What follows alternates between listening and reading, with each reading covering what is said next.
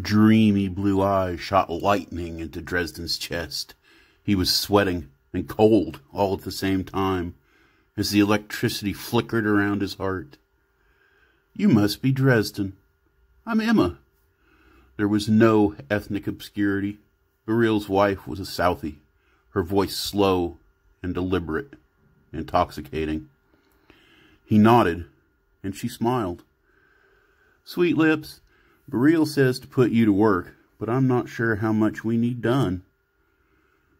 How did that crusty, dirty lout deserve this debilitating beauty? "But since he had all that wood there delivered, I'd say he wants you to repair the back fence. If it'll keep the stray dogs out of my backyard, I'll be very appreciative." "Aye, Cubba. Your needs are my command." He rushed over to the pile, almost tripping as he did. The hurry was as much to hide as it was to get busy. "Your needs are my command. What did that mean?" Hello and welcome to Parncilia.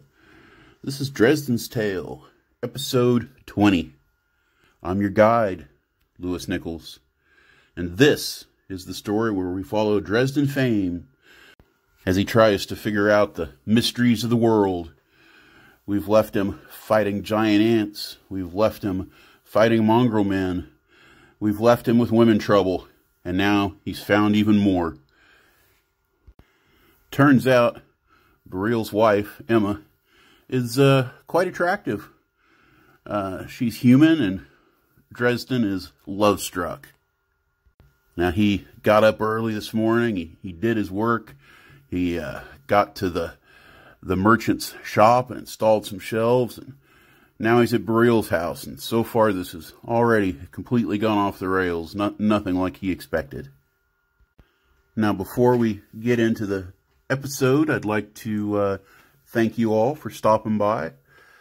If you could, hit the like button, and be sure to leave me any comments that might come to mind. Those comments are going to be a lot of what generates the companion series to Dresden's Tale. It's going to be the things I talk about in nuts and bolts. It's how I'm going to determine the series, how we got here, which is going to be mostly about kind of an about the author thing. And without your inquiries, without your input, it's just going to be me rambling nonstop for about 15 minutes at a time, over and over again. You'll never know what kind of torture you're going to be into, but you have the opportunity to shape your own torture. So, before we get too sidetracked, let's get back into the show here. Dresden takes a little look around to assess the situation. Backyard's probably about 400 square feet or so. He can tell in the corner where the problem is. I'm not sure why Bareil wouldn't have somebody from his own household fix it, but it's a job opportunity for him, so he's going to dive in and take care of it. The house, pretty typical manor house for Parncilia, for the Stone Clan. Probably about 3,000 square feet. Plenty of room for Bareil and Emma and some kids and, various staff and such. Probably about the same size as Nanock's manor house. Doesn't have a barracks, doesn't have the outbuildings, but still very spacious, plenty of room for the warrior. He looked around. The yard was every bit as scruffy as its master. The weeds grew along derelict fences, and there were vines coming up, hardwood shrubs, and definitely an opportunity to clean things up. But he knew he was just there to fix the hole in the fence. The center of the yard was taken up by a stone working station. There were pillars with rose marble busts at various states of being created. There were a few larger-than-life carvings starting to take form in the back area as well.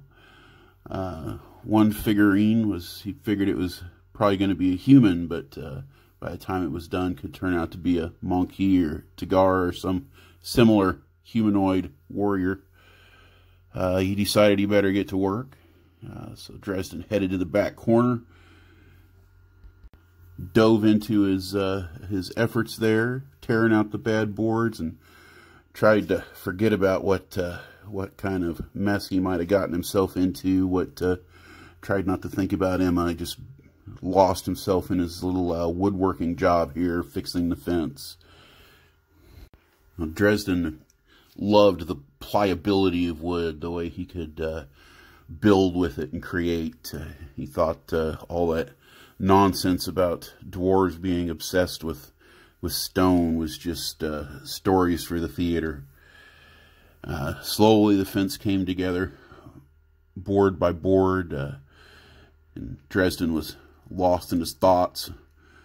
Before he'd ever even got to leave the manor house, Roberts had given him a hard time. "You do not have the authority to make your own schedule," the executor blustered. "Your promises reflect on Master Nanook. What if he had committed you elsewhere? Then what? He'd be made out to be a liar by your tongue, that's what. So it ends. No more light duty. Go get the work done that you promised. Have it done today. Then it's full time for you back into the wood shop." Truth was, Dresden was glad to be off his free time. It was dangerous. "That's nice. Better than new." He tensed. Why did pretty women fluster him so badly? Thank you." He managed to sound calm, then turned to see her working on a new statue. Her wavy brown hair was long enough to have covered her breasts if she'd only cared to put the effort into it. Her body was perfect, only covered by a leather skirt. It didn't leave much to the imagination. Of course, it was normal for women in Parnsilia to go topless, sometimes even completely naked. Still, it did draw the eye. Dresden knew his prudish reputation was well earned. He tried not to think about it, turning back to his work. Thoughts raced through his head, though. The most disturbing was what Beryl might do to him if he thought he was getting too close to his wife. The veteran might not care, but then again, if he did, well, that's just not how Dresden wanted to die. Ah! He missed the mark and split the rough timber into useless scrap. "You okay, Sweet Lips?" Emma was up and walking toward him. Yes, fine." He tried not to look at her, failing completely. "You're a follower of Bayless." She was close now, giving him a good look at the tattoo of a python circling around her breast and running down her right arm. Emma smiled. "Yes, a temple priest. I fought on Odessa against the Hessians and expect to serve a term on Julbeck soon." He realized how close that they had gotten. Awkwardly, he stepped back, stumbling into the fence. "May I ask you a question?" she drawled. Sure." His nervous excitement and perspiration had graduated to a whole level of discomfort. He was desperately hoped that she didn't notice the lump in his pants. His step back was wasted as she leaned in, giving a close-up view of her quarter-inch nipples framed by wide areolas. "Is it true what they say about dwarven stamina?" "What?" "You know what I mean." He really didn't. She must have noticed, because she kind of huffed and stood up a little bit, giving him room to breathe. Well, when human men, or Tagara, or Minotaur, or whatever, when they go for a roll, it's over pretty quick, darling. 10 minutes, maybe. But I've heard that dwarves go longer." Dresden thought back to his limited experience. Marcy, his first girl, said that he was quick as a bolt. He didn't think he'd taken 10 minutes with the Horanjungo. Adding all the experiences together, I don't know, maybe he came up with 15 minutes. That was before B, but he didn't think that really counted. she'd sent him so out of sorts that he thought he'd never finish. Yeah, I guess, he said to Emma. Is that important? He tried to sound confident, failing completely. I mean, I don't time it. Emma? Beryl called from the house. She straightened up with a grunt and a smile. I'll send your clothes for payment. Maybe something with a little bit more room in the crotch. Well, that's it for chapter 19. I failed to mention earlier that it was the 6th day of Dresden. Of course, I also failed to mention that this episode might be a little racier than most. I do use that model of sex and violence. It's worked for 1,000 years, and hopefully it'll serve me as well.